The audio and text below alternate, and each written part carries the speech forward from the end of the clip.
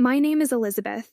My mom told me that it means God's promise, which is so interesting because my whole life I was taught that God promised that no matter how bad the world gets, the rapture would save me. In Sunday school, at youth group, even in books and movies, the message was always the same. When the end comes, Christians will be taken up to heaven before things get really, really bad. And that was comforting. To believe that God wouldn't let us suffer through the tribulation, that we'd be spared. But I was wrong. In my near-death experience, I saw the exact moment that millions of so-called Christians abandoned and rejected their faith. Bombs were going off, planes tore across the sky, tanks started circling in and crushing the streets full of crowds of people who just stood frozen, paralyzed, staring up at the heavens. They were waiting for rescue, for rapture, for the promise they'd been taught their whole lives. But the sky stayed silent. The rescue never came. Instead, I saw soldiers, not ordinary ones, but lifeless, cold-eyed enforcers. They had patches on their uniforms that looked like company names, globe-shaped insignias, even some flowers and some upside-down question marks, logos I truly don't understand even to this day. And these cold soldiers were dragging families from their homes. I saw churches locked from the inside, their congregations crying out in confusion, trapped in a faith they thought would save them. And through it all, I felt the crushing realization: we weren't going to escape this. The rapture wasn't coming. We had to endure. Let me back up for a second. This all started when I was 16. It was supposed to be an ordinary day. School, friends, the usual. I don't remember much about what happened, only that I ended up in a hospital bed with my parents crying at my side. The doctors told me later that I'd flatlined, that my heart had stopped for a few minutes. But in those few minutes, I experienced something that changed everything I thought I knew about my faith. It wasn't like the stories you hear about floating through clouds or walking into the light. For me, it was like being pulled out of the world I knew and dropped into a reality that was bigger, harsher, and far more terrifying. I thought I was going to see heaven. I thought I'd be greeted by angels or maybe even Jesus himself. But what I saw instead left me shaken to my core. I saw the tribulation, and I saw the truth. The rapture wasn't coming, not the way we've been told anyway. There was no escape, no sudden rescue for believers. What I saw wasn't about being spared from suffering, it was about enduring it. When I came back to my body, I couldn't stop thinking about the people I'd seen in my vision, the chaos and fear, the confusion of those who thought they'd be taken away before it all began. I realized that everything I'd been taught about the end times was just wrong. Now, 2 years later, I still feel the weight of what I saw. It's not something you can forget, even if you want to. And honestly, part of me wishes I could, because what I saw wasn't just a warning. It was a call. A call to prepare, to endure, and to tell others the truth, even if it's hard to hear. So that's what I'm doing now. I'm telling you, because if there's one thing I've learned, it's this. The end will come, and when it does, we won't escape it. But we can be ready. I can't explain how it happened, but I found myself in a different place. It wasn't heaven, and it wasn't hell. It was something else, empty and full at the same time. Bright and dark, warm and cold. I could feel a presence near me. Someone or something that I couldn't see, but I knew was there. It didn't speak to me, not with words, but I could feel its intent, like it was guiding me, showing me something important. The first thing I saw was chaos. It was everywhere, in every direction. The earth was shaking, buildings collapsing like they were made of paper. Fires raged across cities, and floods swallowed entire towns. I could hear people screaming, crying out for help, for mercy, for God. But no one came. I wanted to look away, but I couldn't. My guide, whatever it was making sure I saw everything. The destruction, the pain, the confusion. It was overwhelming, but what scared me the most was the people. They weren't running or hiding. They were standing in the streets frozen, looking up at the sky like they were waiting for something. That's when it hit me. They were waiting for the rapture. I saw it on their faces, the expectation, the desperation. They thought they were going to be rescued, taken away before the worst of it. But nothing happened. The sky stayed empty. The chaos kept coming. I wanted to scream, to ask my guide why this was happening. Why weren't they being saved? Wasn't this supposed to be the moment when the faithful were taken up? But no words came out. The presence beside me didn't answer, but I could feel its silence pressing on me like it was saying, "Watch. Learn." The vision shifted and I saw something else. Churches. They were locked, their doors barred from the inside. I could see the people inside, panicked and confused. They were crying, praying, shouting at each other. Some were huddled in corners, holding their Bibles like lifelines. Others were banging on the doors, trying to get out. I could feel their fear, their heartbreak. They'd been taught the same thing I had, that the rapture would come and take them away before any of this started. But now they were trapped, stuck in the chaos they thought they'd escape. My heart felt like it was breaking for them, for myself, for everyone who'd been taught to expect a rescue that wasn't coming. The presence beside me didn't offer comfort, but it didn't abandon me either. It stayed, steady and silent, as if waiting for me to understand. And slowly, I did. The rapture wasn't happening, at least not the way we'd been told. There was no escape. We weren't going to be taken out of the tribulation. We were going to live through it. The vision shifted again, and I was thrown into the middle of something even worse. It wasn't just chaos anymore. It was tribulation, raw, brutal, and inescapable.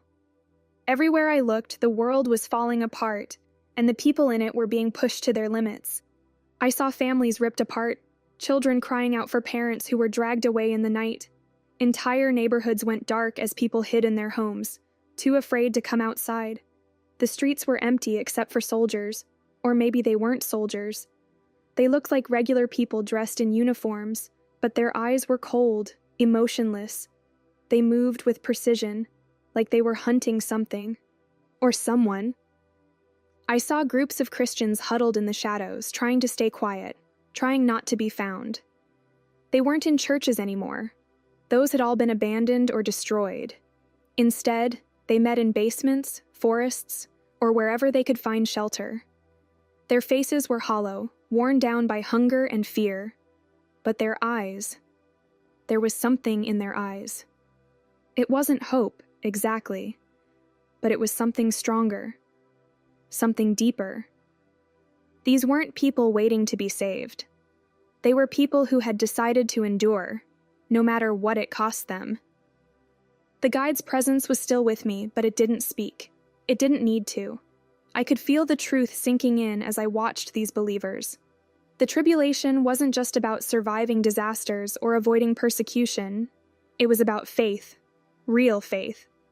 The kind that holds on even when everything is stripped away. And then I saw the others, the ones who had taken the easy way out. They didn't look like villains. They looked like normal people, going about their lives, smiling and laughing like nothing was wrong. They'd chosen comfort, security, and acceptance over the hardship of staying faithful. They'd taken the mark. It wasn't a visible mark like a tattoo or a scar. It was more subtle than that. A chip implanted in the hand or forehead, sleek and modern, sold as the ultimate convenience. With it, they could buy food, get jobs, travel, everything the world told them they needed to survive. But they weren't free. I saw them walking through shiny, perfect cities, surrounded by lights and technology. But their faces were blank, empty, like they'd traded their humanity for the illusion of safety. And the ones who refused, they weren't there. I saw one family, the parents holding hands, the kids clutching their arms as they stood in line for food. When it was their turn, the man behind the counter asked for their ID. The father shook his head, and the man frowned. He waved his hand and the guards came. It wasn't dramatic or violent. The guards simply took the family away. No one in the line even looked at them as they left. The vision kept shifting, showing me more and more. Christians being tested, pushed to their breaking points. Some broke, some didn't. The ones who stayed faithful weren't stronger or braver than the rest. They were just anchored. They knew who they were. They knew who they trusted. And that's when it hit me. The tribulation wasn't punishment. It was preparation. The disasters, the persecution, the suffering. It wasn't about destroying faith. It was about revealing it, refining it, separating the real from the fake. The ones who had placed their hope in escape were crushed under the weight of disappointment. But the ones who had placed their hope in God, they stood. Not because they were spared, but because they endured. The guide's presence pressed on me again, not harshly, but with a kind of urgency. It was like it was saying, "Do you understand now? This is what you need to see. This is what you need to tell them." And I did understand. At least I was starting to. The tribulation wasn't about escaping. It was about standing firm, about proving that our faith is real, even when everything else is stripped away. But understanding it didn't make it easier to watch. The suffering, the heartbreak, the betrayal. It was too much. I wanted to look away, to beg the guide to take me out of the vision, to wake me up and let me pretend none of it was real. But I couldn't. Because deep down I knew it was real. And I knew it was coming. The vision didn't let up. If anything, it grew heavier, like the weight of it was pressing me down, forcing me to face the truth I didn't want to see. I was still surrounded by chaos, people running, crying, hiding. But the focus shifted. It wasn't about the disasters or the persecution anymore. It was about what was happening inside people. I saw believers breaking under the weight of their expectations. These were people who had been faithful, who had gone to church every week, read their Bibles, and prayed for years. But when the rapture didn't come, when they were left to face the tribulation with everyone else, their faith crumbled. They weren't prepared, and it wasn't because they didn't love God or believe in Him. It was because they'd been taught the wrong thing. They'd been told that they wouldn't have to endure, that they'd be taken away before things got bad. And when that didn't happen, they felt abandoned, betrayed. I could feel their pain, their anger. They were screaming at the sky, demanding to know why God hadn't rescued them. Some of them gave up completely, turning their backs on their faith because they couldn't reconcile what they'd been taught with what was happening. But then there were the others, the ones who held on, even when it hurt. I saw small groups of believers gathering in secret, their voices hushed as they prayed and read from battered Bibles. They didn't look like the strong, fearless Christians you see in movies. They were scared, tired, beaten down. But they were still there, still praying, still trusting. It wasn't about strength or courage, it was about endurance. The guide's presence grew stronger beside me, like it was urging me to pay attention, to understand what I was seeing. And I did. The tribulation wasn't just a test, it was a refining. The disasters, the persecution, the suffering, they weren't meant to destroy faith. They were meant to reveal it, to strip away everything false, everything shallow, until only the real, unshakable core remained. The rapture wasn't happening, not the way I'd been taught. There was no escape, no easy way out. We weren't promised a rescue from the tribulation. We were promised the strength to endure it. And that's when the guide showed me the most devastating truth of all. Most people wouldn't endure. I saw so many believers turning away, not because they didn't love God, but because they hadn't been prepared for this. They'd placed their hope in escape instead of endurance, in being spared instead of being strengthened. And when that escape didn't come, their faith crumbled. But I also saw the ones who endured. They weren't many, just small groups scattered across the chaos. But their faith shone like beacons in the darkness. They weren't waiting for God to take them out of the storm. They were trusting Him to carry them through it. The guide's presence pressed on me, firm but not unkind. It was like it was saying, "This is the truth you need to tell them.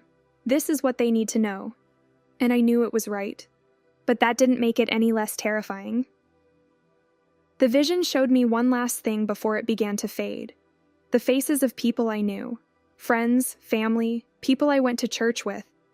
Some of them were standing in the light, their faith unshaken. But others were lost in the darkness, their faces filled with fear and despair. And then I heard it, not with my ears but with every part of me. Endure until the end. The vision didn't end there. As if everything I'd seen wasn't enough, the guide began showing me glimpses of the world as it is now. It wasn't the chaos and destruction of the tribulation anymore. It was the calm before the storm. But even in the calm, I could feel the undercurrent, the quiet hum of something building just beneath the surface. I saw cities filled with lights, technology woven into every corner of life. People moved through their routines, heads down, faces lit by the glow of their devices. It all seemed so normal, so harmless. But the guide made sure I saw what was really happening. The world was being conditioned. It wasn't obvious, at least not at first. It was subtle, like drops of water slowly eroding a rock. The things we relied on, our phones, our smart devices, our conveniences, they weren't just tools anymore. They were becoming necessities, things we couldn't imagine living without. And then there was the trust. People weren't just trusting technology, they were trusting the ones who created it. The leaders, the innovators, the ones who promised to make life easier and safer and better. It wasn't worship. Not yet. But it was close. The guide pressed on me again, and I understood. This was how it starts. This was how the stage was being set for the tribulation.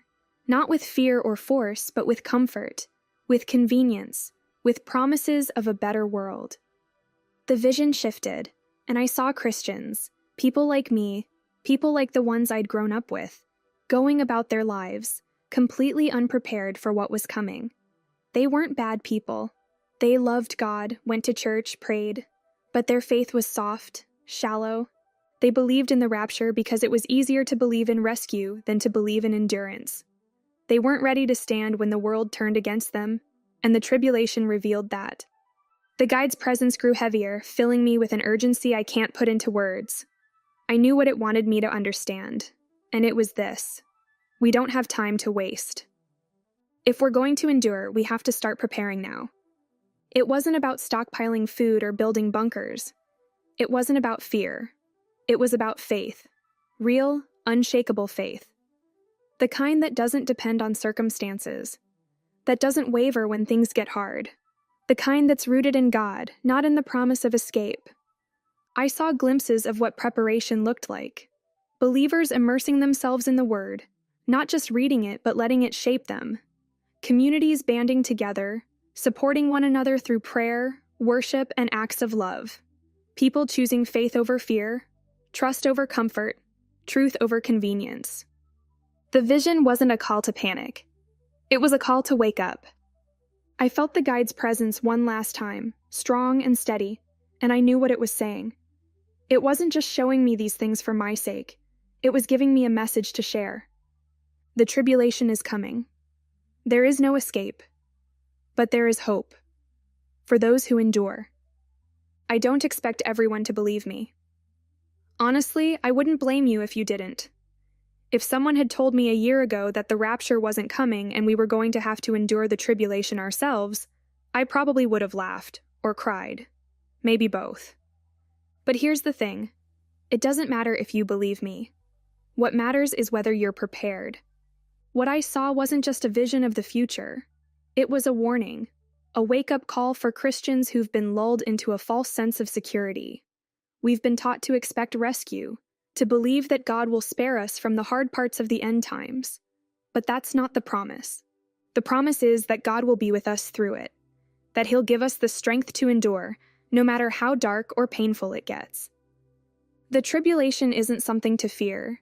Yes, it will be brutal, and yes, it will test us in ways we can't even imagine, but it's also an opportunity, a chance to prove our faith is real, to stand firm in the face of everything the world throws at us. When I think back to the people I saw in my vision, the ones who endured, I'm reminded of what faith really looks like. It's not flashy or loud. It's quiet, steady, and unshakable. It's the kind of faith that doesn't crumble when the world does. I don't know when all of this is going to happen. I don't know how much time we have before the tribulation begins. But I do know this. We don't have time to waste. If you're a believer, start preparing your heart now. Get into the Word, not just as something to read, but as something to live by. Pray like your life depends on it, because one day it might. And surround yourself with people who will encourage you, challenge you, and hold you up when things get hard. The tribulation isn't coming to destroy us. It's coming to refine us, to separate the real from the fake, the strong from the weak. And when it's over, those who endure will stand. So this is my message, the one I've been carrying since that day in the hospital. Don't put your hope in escape, put your hope in endurance. Because the end will come, but it's not the end of the story. The real story begins with those who endure until the end.